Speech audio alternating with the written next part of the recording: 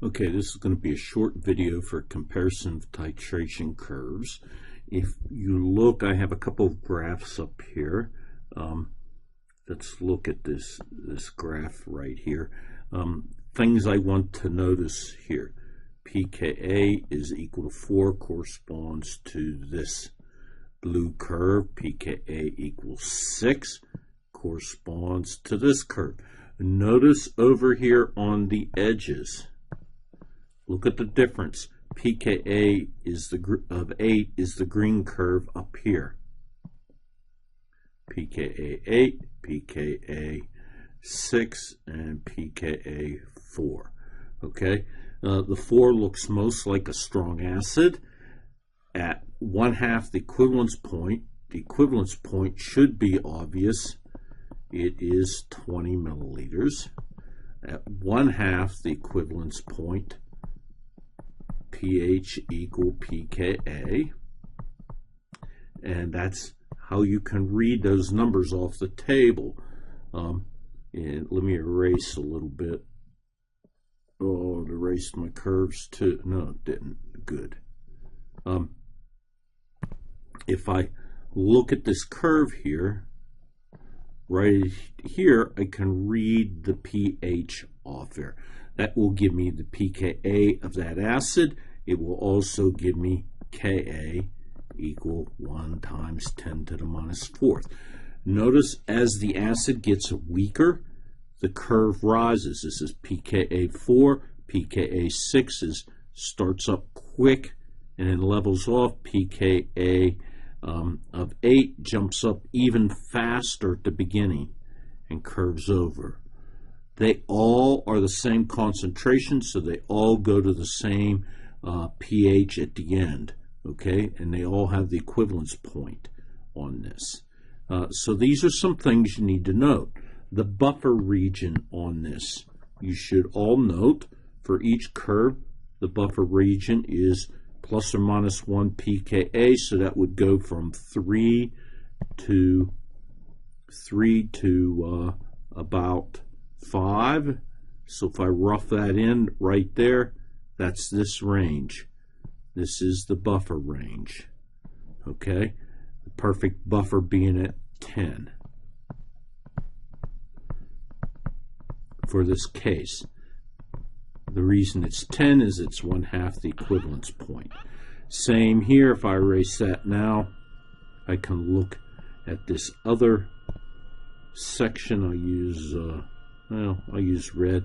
pKa is equal to 6, and so it would go from about 5, so right about here, over to about a pKa of 7, somewhere in there. That would be the buffer range. And you start to notice it washes out a little bit, okay, on there. And the buffer range on this one, the volume would be from about 7 to 9 on that, okay? So I will expect you to identify them. I could give you a graph and say, you know, which Ka goes with which acid, what's the buffer zone, etc. Can ask a lot of questions. I built these with my template. You should be able to also. On this figure over here, also labeled figure 1, I have essentially you should be able to know what's the pKa of this acid. You should know immediately. You'd look right here and come over here. It is 6. Okay? And thus I know the Ka equal 1 times 10 to the minus 6. And what I did on this one is I changed the concentrations of everything. So let me erase. The more concentrated it gets, all it happens is the higher up it goes. So here's my lowest concentration, 0.1. It will never get to a pH of 14. And the 1 molar will never get to 14. And actually the 5 molar probably won't, but they have it getting there on this one. Okay, so this is 0.1, 1, and 5. And so again, I could ask questions, which is the most which solution is which, based on concentration and the curve. And I could mix both of these together, which is more concentrated, which has the bigger Ka or the smaller Ka, etc. Okay, so those are things to note. Be able to identify the buffer zone in here and where the best buffer is, perfect buffer. Okay, now I wanted to connect this to fraction curves. Here is a weak acid curve, and notice that you should be able to pick out the Ka of this. I found the equivalence point right here, and so this would be 1/2 the equivalence point, and that gives me a pKa of 3. So I know the pKa of this thing.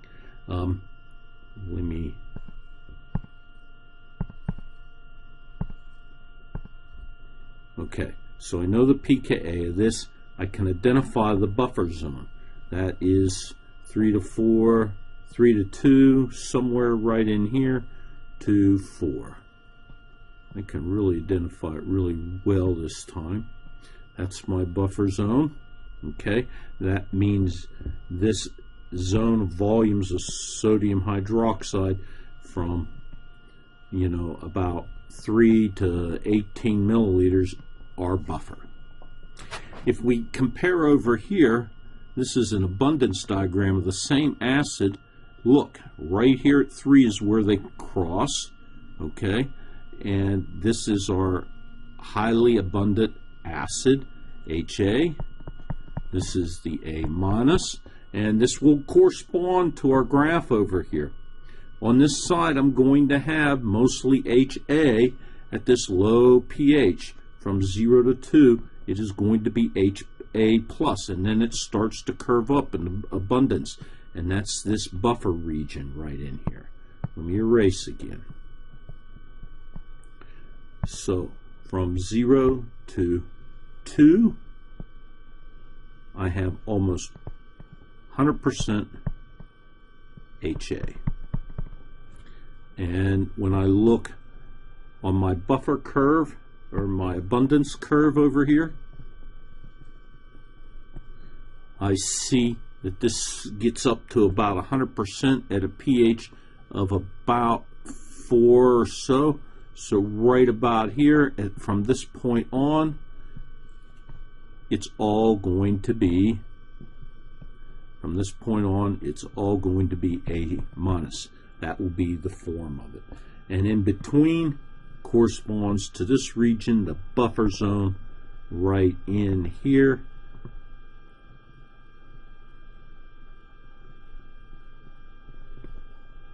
To that.